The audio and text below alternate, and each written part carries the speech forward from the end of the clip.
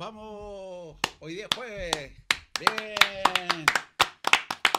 Aquí estamos de nuevo, los jóvenes y algunas personas mayores, tratando de conversar de algunas cosas que pasaron en el fútbol chileno y mundial, con el afán de opiniones nomás, de vivir la memoria, de tomarnos un café. Hoy día hace mucho calor. Tomarnos un café conversando, una bebida conversando.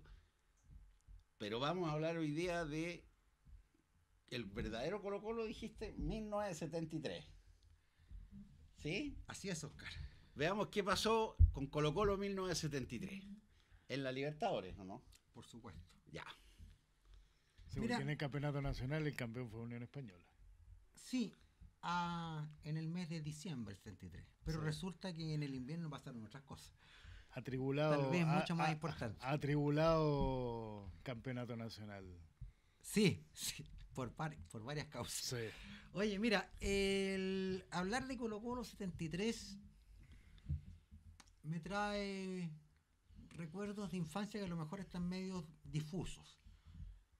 Yo en aquella época tenía 7 años, pero sí con el tiempo lo he podido analizar, estudiar, leer y ver algunos videos al respecto. Mira, ese equipo de Colo-Colo 73, como muy bien dice mi colega José Gabriel, no salió campeón, pero sí venía, ¿no es cierto?, precedió una gran campaña en la Copa Libertadores de ese mismo año. Copa Libertadores que en una primera fase la sortea y en segunda fase se encuentra con un grupo realmente complicadísimo. Le toca, después de haber pasado a la fase preliminar, con Botafogo y con Cerro Porteño. En aquella época, cuando Cerro Porteño era inexpugnable. Cerro Porteño, el equipo más popular de Paraguay, al menos en esa instancia. En ese tiempo. Sí, no hay que desconocer el poder de Olimpia. Sí, pero a posteriori. Sí, a posteriori. Sí. Pero en ese instante Cerro Porteño era como el Colo-Colo en Chile. En el Paraguay. Y se enfrenta también con un equipo brasileño de gran nivel que era Botafogo. Era Botafogo. Y estoy hablando del Botafogo, por ejemplo, de Zico. Ahí aparece Zico.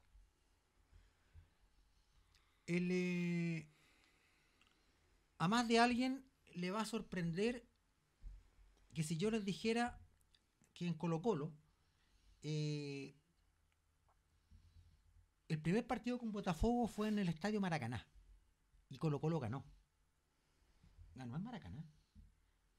Uno de los goles lo hace Francisco Chamaco Valdés, que todavía me recuerdo, fue un tiro libre. En ese Colo-Colo estaba Adolfo Neff, el gringo Neff. En la defensa estaba, por ejemplo, jugadores como Rafael González.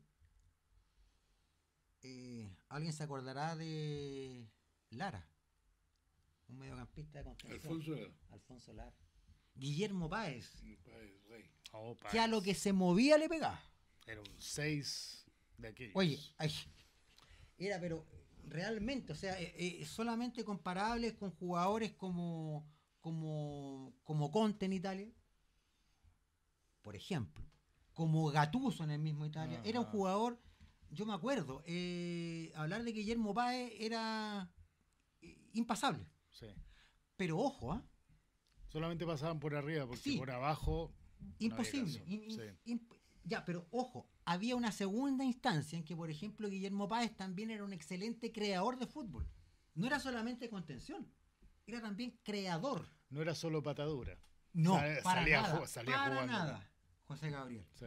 Y hacía una excelente dupla con Francisco Valdés, que aquí se le llamaba el Chamaco Valdés. Una tremenda dupla. Esa de decir Páez y Valdés era como probablemente los predecesores de lo que después fue Vasconcelos con Caselli, por ejemplo, las grandes duplas. Menotti por ahí le llamaba a las pequeñas grandes sociedades, ¿verdad? Por ahí va el tema. Y en la delantera, realmente contundente, con los solos nombres de Carlos Caselli, de Leonardo Vélez, hacían temblar a cualquier defensa. Botafogo fue víctima de ese equipo y en el mismísimo Río de Janeiro. Gana Colo-Colo por 2-1. Desgraciadamente ese partido dejó tan desgastado a Colo-Colo que posteriormente se enfrentan a Cerro Porteño en el Estadio Defensores del Chaco. Haber ido primero a Paracaná y después ir a parar al Defensores del Chaco realmente es como para no dársela a nadie. A nadie. Colo-Colo pierde por 5-1. Pierde por 5-1 por razones obvias. Un tremendo desgaste en el primer partido. Es lógico que los jugadores llegaron muertos a Asunción. Pues bien, se llega a la instancia definitoria aquí en Santiago, en el Estadio Nacional, contra Botafogo. Colo-Colo tenía que por lo menos sacar el empate. Ustedes me van a decir, sí, Colo-Colo empató 3-3. Sí, pero para llegar a esa 3-3, caramba que costó. Tanto costó que Colo-Colo parte ganando por 2-0 contra Botafogo en el Nacional. Y Botafogo empieza a demostrar por qué era lo que era en Brasil. Por qué era Zico lo que era Zico. Y da vuelta. De 2-0 en contra, pasa a ir ganando Botafogo por 3-2. Ahí está lo que siempre dijo Julio Martínez, que el 2-0 es el peor resultado en el fútbol. El resultado más peligroso que existe, porque te hacen el descuento y viene uno o dos más al tiro. Claro. Ese es el ejemplo más palpable. Sí. Tienen que haber quedado unos 10 minutos, si es que, y Leonardo Vélez hace el empate, el 3-3. El estadio se vino abajo y Colo-Colo clasifica a la final de la Copa Libertadores. Había pasado dos tremendos escollos. Grandes. Pero faltaba uno gigantesco. La final de esa Copa Libertadores del 73 se juega contra Independiente de Avellaneda. Que ahí sí que la cosa se ponía muy complicada. Y para más remate, el primer partido se juega en Argentina. Tiene que ir Colo-Colo a jugar a Avellaneda. Y para sorpresa de todos, de argentinos, de chilenos y de países neutrales, parte ganando Colo-Colo. Colo-Colo empieza ganando en Avellaneda 1-0. Lo que se vino después, bueno, probablemente no vamos a andar en el tema, pero ya lo sabemos todos. El empate que logra Independiente, y esto sí es objetivo, en la época actual es un gol tremendamente viciado. Si en esa época hubiera existido el VAR, Colo-Colo es campeón de la Copa Libertadores. Yo me acuerdo que vino un centro típico de los equipos del Río de la Plata de aquella época, un centro, como se le llamaba, a la olla, justamente. Armar la tole-tole en el área chica. Y la armaron. Tanto es así que metieron a Adolfo, el gringo Neff, así le decían, lo metieron adentro del arco. A puros empeñones. Así fue. Y logra empatar Independiente. Todos probablemente consideran conmigo, bueno, por último ya, si no pudieron ganar, pero un empate en Argentina, en Avellaneda más encima, era un excelente resultado, sí. Pero Colo-Colo quedó con gusto a poco. Porque los jugadores se dieron cuenta de que eran superiores a Independiente. Aunque en Independiente hubiera estado Bocchini, aunque en Independiente hubiera estado Bertoni, Colo-Colo aparentemente era más. Bueno, no cabía duda que en Santiago las cosas iban a cambiar. ¿Y en qué estuvo? ¿En qué estuvo? Él bastaba solamente hacer un gol. Colo Colo era campeón de la Copa Libertadores. Gol que se hizo. Desgraciadamente, el gol que materializó Carlos Caselli fue anulado. Hasta el día de hoy, nadie me ha dado una respuesta concreta de cuál fue la razón exacta por la cual a Carlos Caselli se le anuló ese gol. Que era gol para ser campeón de América. Claro. Ahí está la razón. Po. Y el árbitro, que yo todavía, por lo que he leído y después vi las imágenes, era un árbitro uruguayo de nombre Ramón Barreto. No sé si les suena. El famoso Ramón Barreto. Anula el gol y ese partido termina 0-0. ¿Qué otra cosa quedaba? Que ir a un partido de definición. En cancha neutral. Aquí sí que yo te digo aparentemente neutral. ¿Ya? Porque no era una cancha brasileña, no era una cancha paraguaya, ni mucho menos. Había que ir a definir al Estadio Centenario de Montevideo. Eso es lo mismo que yo te digo, si no cuesta nada llegar a Asunción desde Buenos Aires. y menos a Montevideo. Sin comentarios. Bien. La Conmebol y sus arreglines siempre han existido. Oye, ojo, Colo Colo fue. Bueno, yo soy el que pelea con los dirigentes, ya. Yo soy responsable de mi dicho, ya. Sí. Vale, bien. Para que no te enojí. Yo realmente me agrada mucho la gente que manifiesta las cosas con franqueza y como tienen que ser, de acuerdo al pensamiento y de acuerdo a su conciencia. Y eso lo valoro. Bien. Hubo que ir a tiempo suplementario de 15 minutos por lado. Mira lo que estaba haciendo Colo Colo en esa instancia.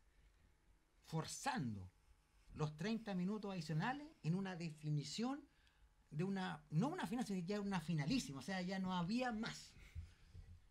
Faltando 13 minutos, vino el gol de Independiente. Espérate. Pero antes de eso, fue expulsado alguien. Fue expulsado Leonel Herrera. ¿Cómo le decían? Patitas con sangre, chuflinga. Leonel Herrera fue expulsado y Colo Colo queda con 10 jugadores. Le hizo un cariño a alguien, ¿no? Y era bastante bueno para hacerle cariño a más de alguien. Y los de Unión Española lo saben perfectamente porque en esos partidos no lo pasaban pero nunca. Oye, y los de la U menos. Y después de ese incidente, Leonel Herrera tenía que hacerse un nombre Herrera, se lo hizo en el fútbol. Y se lo hizo en esas instancias. Y sin pelota siempre. Bueno, vino esa expulsión y poco rato después hace el gol Independiente. Faltaban 13 minutos.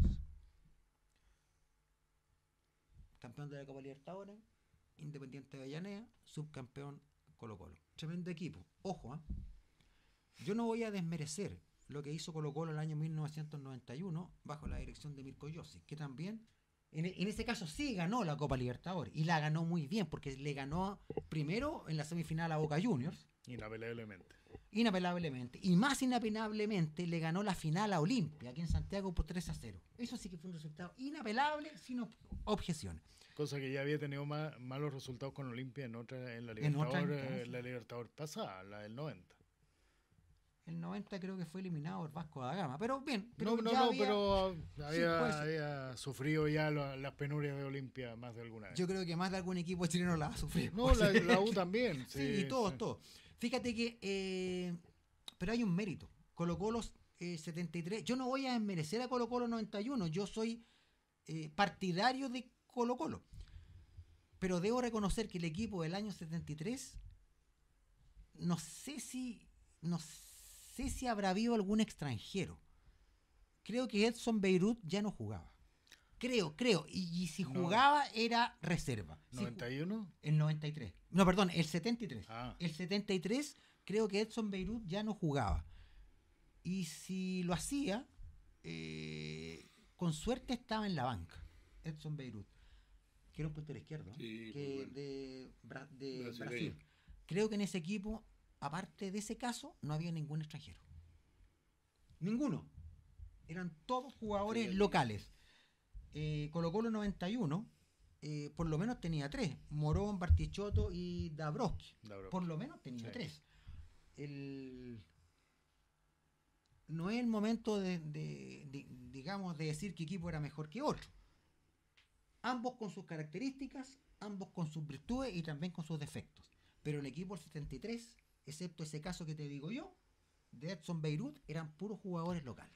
Es que hay que reconocer que en los 70 la influencia de los jugadores extranjeros era muy limitada, porque venían estrellas. No, sí, no venía cualquiera. Estaba el Charro Moreno en la Católica, que es uno de los más extraordinarios que ha pisado Chile.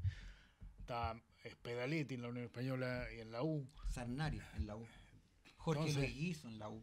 Severino Vasconcelos en Colo-Colo. Han habido jugadores extraordinarios. En la Católica de los 90 tenía 3 seleccionados: Beto Acosta, Gorosito y Charly Vázquez. Entonces, Sergio Fabián Vázquez, sí, tenía una cantidad de jugadores que eran de un calibre superior. No venía cualquier pichiruchi. Entonces, ganarse un puesto en aquellos equipos de los 70 no era fácil. Estaba el Tano Novelo, por ejemplo. Jugadorazo de Boca Juniors. Y que tiene una característica aparte, que el Tano Novelo, cuando jugaba en la Unión Española, no perdieron ni un partido. Entraba el Tano Novelo y ganaban todo.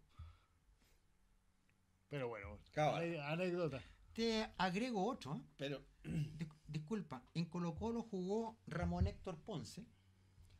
El Mené. Sí, y Carlos Houseman, que fueron seleccionados argentinos en el Mundial del 74. Que era un carrilero de una velocidad extraordinaria. Y pasaba corbata. A gran nivel. Sí, pasaba corbata Houseman. Falleció también, creo que hace un par de años. Creo que terminó mal. Sí, muy, muy abandonado, pero muy alejado del fútbol. Sí, tuvo un mal final el pobre Houseman, pero no, era un carrilero que se lleva hasta el lineman se lo lleva. Claro, yo todavía me acuerdo cuando en el año 74 y también en el 78 en los mundiales, cuando lo hacían entrar, cómo te abría las defensas. Sí. Carlos Houseman, él estuvo jugando en Colo-Colo. Sí, recuerdo.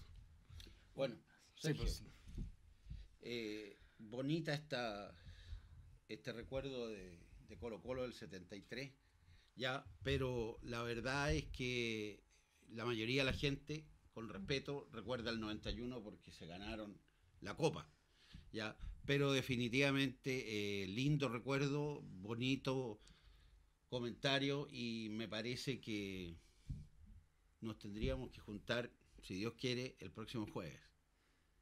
Escríbanos vcortall@gmail.com. Venga a conversar con nosotros, salga en pantalla. Un gusto, nos vemos el otro jueves. Chao.